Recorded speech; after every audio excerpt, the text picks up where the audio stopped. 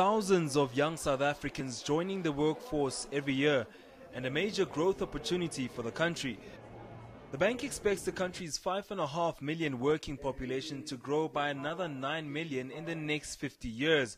With more people earning a living, this would result in higher earnings, bolstering savings and productivity. But with a 25% unemployment rate, that scenario appears unlikely. The bank wants the country to first address education policies and the ease of doing business in the country.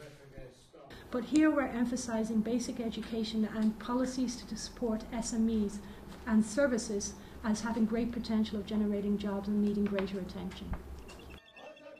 In South Africa, factors such as labour unrest and electricity shortages continue to impede economic growth recovery.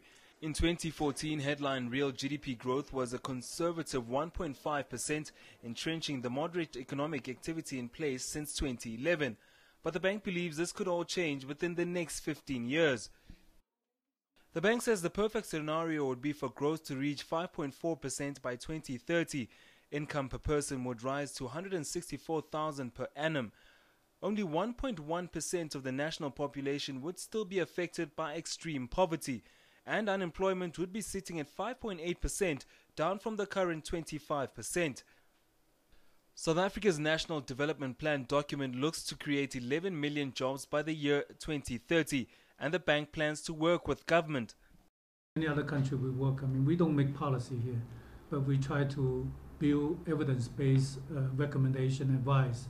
And of course, ultimately, the government have to balance their own political economy dimension in terms of what is doable in terms of policy implementations. But we certainly hope by collecting the evidence and by comparing with other countries' experience, it might give more stimulus for some urgent policy decisions by the authority. It may sound like a mammoth task to put 11 million people in employment within 15 years, but a task that will test South Africa's plans to eradicate poverty.